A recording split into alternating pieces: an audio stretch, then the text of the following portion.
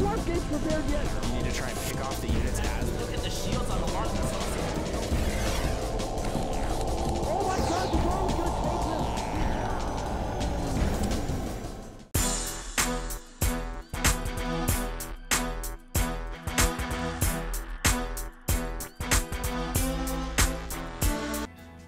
Welcome once again, folks. This is Cat's Pajamas. And this is Pain User. And we are back for the rubber match here. Game 3 of the set between Six Jacks. CocoA spawning as our Orange Terran here at the 6 o'clock position on Metalopolis. His opponent here at the 9 o'clock position is our Green Terran player, Complexities Steak, a.k.a. Starlife. I'm always like, Complexities Steak. Starlife Steak. Steak. Yeah. Yeah, what? Come on, man. Next time we get him in here for IPL, we're gonna Create sit him down and controversy. have a little chat. And people are talking about it. It's the buzz on the street. I know, dude. And anybody the shock value. It's all about shock entertainment now. Everybody's like, if I do this, I might get more ratings like Idra. Yeah. So I should just do whatever it takes. Yes. I should change my name to Steak. I totally like to imagine him just drunk out of his mind or something like that, though. Steak. Yeah, there I'm it gonna is. change my name to Mousepad. Or Keyboard. Complexity keyboard, mind you. So Six Jacks, CocoA decides to put a supply depot inside of his mineral line, throwing down the barracks after that. Now we are close positions by air, and I actually rather do like this positioning whenever you have a TVT. Cross positions is okay, but this one, you usually get really, really dynamic dropping, Banshee play, things like that. Well, you also get kind of a similar positioning war to what we saw last game. With these two positions, the main pathway by ground between the two bases obviously has this Xel'Naga tower, and then it's just so direct and straightforward. And there's cliffs on both sides. You can use the cliff at your main. You can use the cliff at the opposite main. So it really becomes a very similar situation to what we saw on Crossfire, where you have this singular avenue that has high ground on both sides. It has positional advantages, and then there's a very key Xel'Naga that will show you any kind of troop movement from your opponent and give you that added bonus range for your tanks. And it looks like CocoA is actually bypassing gas at the moment, so just has his one barracks down, saving up quite a bit of money, and old Steak does get in there and sees that. And let's see how he reacts to this, because he has opened the same way every time. Pretty traditional 10, 12, 13, 15 build. He did add a tech lab onto his barracks last time around. There's the 150-100 for a factory, though, if he wants it. Looks like he's just trying to... It's interesting. Maybe he's just waiting until the SCV leaves, but he is delaying it by so much. Just now getting that tech lab on the racks, floating so much money. I mean, what is it with Steak and floating his money these days? He is not optimizing his builds. He's not spending his money. It could be that lately he's been focusing quite a bit more on, position and making sure that he's watching his troops and things like that. But we also saw him losing quite a few Marines in the big tank battles, not having them on hold position. So I'm not sure. It just feels like, his builds aren't really that optimized. Still able to pull out a pretty solid victory. So yeah, be very interested to see how that plays out in this game. If CocoA is able to get this CC up right off the bat, he doesn't sustain heavy damage. I think the lack of macro that we've been seeing from Steak could play a factor in this third game. Definitely, although I do like the direction he's trying to take. He's going after the same build we saw last game, where he's going to open 3 racks and he's going to go into medevacs. And he'll have bio, he'll add tanks later when he's able to equalize production or numbers or something along those lines. Steak does manage to kill a Marine there at the Xel'Naga Tower. He'll keep control of that for a while. But if he ends up turning into a very, very aggressive, drop-oriented style play, I think it's going to pay off for him pretty well, because it looks like, from all indications, that CocoA is going after that same Marine tank build that we've been seeing over the past, or not the same build, but the same idea, the same unit composition that we've seen over the past few games, and I like the mobility of those drops on this map. Oh, well, not only that, opening with 3 Raxes and subsequently adding those 2 reactors that we do see going up right now gives you the ability to just put so many Marines out on the map in the early game, and that allows you to take map control, which is so important in TVT. You can hold positions on the map that your opponent really can't contest, just because he doesn't have the exact quantity of Marines to force you out of that position, and it's very difficult to do that with unsieged tanks. and it's also very difficult to do that with a low tank count. Keep in mind, CocoA is not going to get that super high tank count that he needs to force a push until way later on in the game. So those Marines give you an opportunity to control space on the map. Sure. They also give you an opportunity to stim and catch your opponent as he moves out on the map and do tons of damage. Yep, absolutely, and it looks like CocoA, unfortunately, is going to lose his Marine there. But no, I agree with you 100%, because right now he's at the point where he's producing a ton of Marines. He's already producing 4 Marines at a time with upgrades, and he's going up to a starport as well. Right now, CocoA is going to have to hide behind this bunker that he's got in place. He does not have Siege Mode even started researching. In fact, he's accumulating quite a bit of money as a tech lab gets put down on the starport. Let's see, maybe a snap decision. Yes, indeed, a cloaked Banshees. My goodness. We have Banshees and Cloak. Huge investment coming out of CocoA here. It might be able to pay off, but we do have a starport about to finish, and that starport could potentially produce a Viking. He is going to swap that up with a reactor very early on here, so he's going to have the capability to repel Banshees, but he has no detection. If he continues to burn his mules, which I'm not sure if he's doing right now. How much energy do we have on these orbitals? And we do have an engineering bay going up. Pretty low, yeah. So he's very low on energy on both orbitals, but he is positioning Marines for a possible drop, perhaps some Banshee play, so he will be able to ward off the Banshee initially, but as soon as that cloak finishes, he's going to have a problem on his hands. Absolutely. So here comes CocoA now. He's going to make his way out, and he's going to hide himself behind the gas fence, but Steak is ready, and it looks like he has to pull away. But the engineering bay is done. There are a couple of missile turrets coming up, and I actually like players that are, Steak did not do this, but I like players that opt for 1 Viking, 1 medevac right at the beginning if they know something like this is coming, which it appears as though he did. Or even if there's the possibility. Yeah, absolutely. I think that's really smart as well.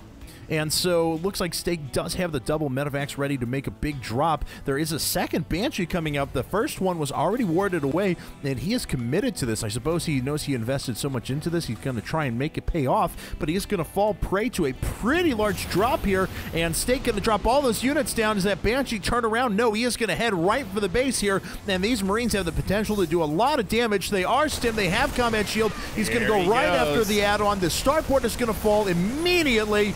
And what is being brought in to deal with this looks like a Banshee making his way up. That missile turret does not have range quite yet, but my God, these Marines doing so much damage. Yeah, they really are. He does take out that starport and the second factory, so putting a stint in the production there of CocoA just a little bit, but these Banshees are finding sweet spots where they're not going to be able to get taken out by these turrets.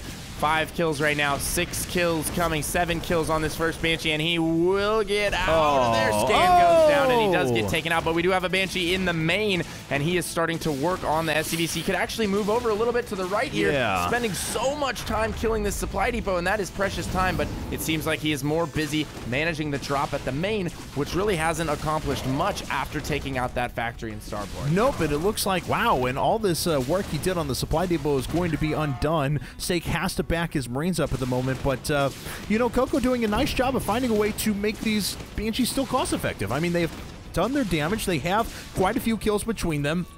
Take a look at, let's see here. Supply is 87 to 84 at the moment for our 2 players. Oh, Steak moves back with his drop. Does kill those units, but CocoA has already established his 3rd base. It is up and running, and he is leagues ahead as far as that's concerned right now. Command center just now going down for Steak, so Steak really has to make something happen here in order to catch up, and it looks like he wants to push right now in order to do that. The Zelnaga Tower is under the control of CocoA right now, but CoCoA's Marines are completely unupgraded once again, so hopefully Steak realizes this and tries to make a push here, because I feel like with all these Marines that have stim and combat shield, he would be able to accomplish so much in regards to a push. Both players going to hit in the mid here. Oh, and here it comes. CocoA is sieging himself up with only 1 tank. Oh no, that means Steak's going to be able to make his way up and kill all 4 of those siege tanks, suffering virtually no losses. CocoA has to back up, now significantly down in supply. He's also ahead by 7 workers, which means his army is almost nothing at the moment, and I feel that Steak could make a huge push here. Yeah, Steak doing a great job right now to get himself back in this game. He was down but he wasn't out. He was just slightly down in the macro game, but now he is going to start elevating troops into the main and work on the production here. He is going to ferry 2 dropships worth of units directly into the main. He will take out this siege tank, and he's going to start working on these Raxes. And oh my goodness, CocoA is forced in a position that I do not like. No, absolutely. It doesn't matter how good your economy is. If you can't use it, you can't spend that money. So here comes Steak, makes his way out. He does pick off 1 siege tank, make it a second. Beautiful marine spreading.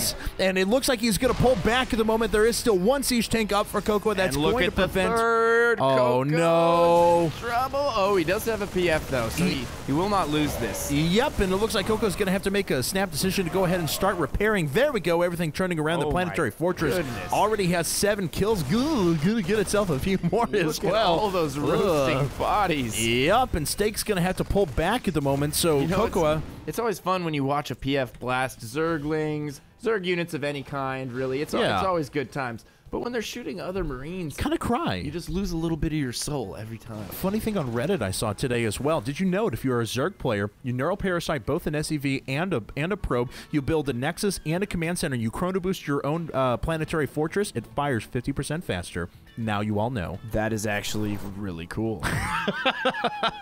I didn't know where you were going with that. I was like, that doesn't sound... Oh, okay. Cat's Pajamas tidbit of the day. Anyway, so it looks like CocoA is going to take out this base here, this hidden expansion over at 12 o'clock. I've got $1,000 to the first person who can execute that in league play. I'm talking an official MLG, IPL, anything of the sort match. You've got it from me. Well, we'll see how he's able to how anyone's able to pull that off. I would be in on that as well. That would be amazing. Unless I deem that it's staged. Yeah. Oh, yeah. Exactly. Which is my discretion. Therefore, everyone involved in the competition. Oh my god, we do have a drop going on here from CocoA at the 3rd, and there is no planetary fortress. He went for that extra macro bonus, and it's going to cost him all of his SCVs, and that is why you PF your 3rd on Metalopolis, because drops like that and flanks can do so much damage.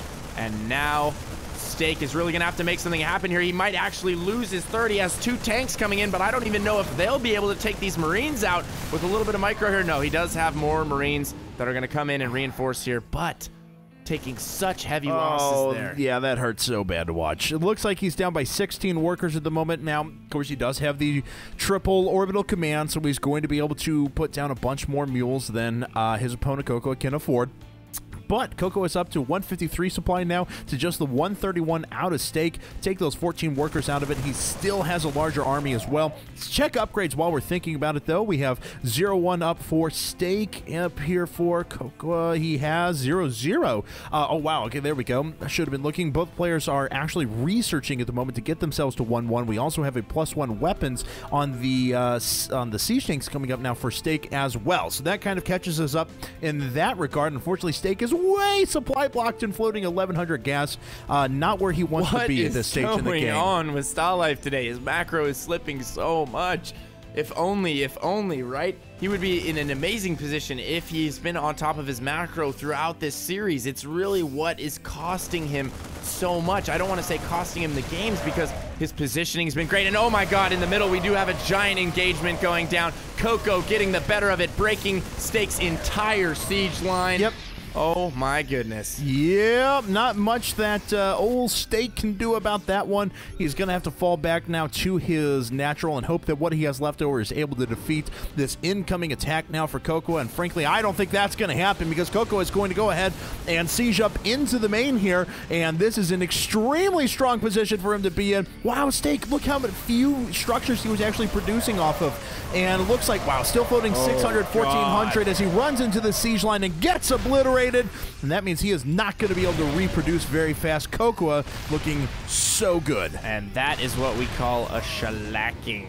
All of those Marines just vaporizing. Scientifically, it is proven to be a shellacking. Yes, indeed. And there are a few tanks right now just keeping Steak alive.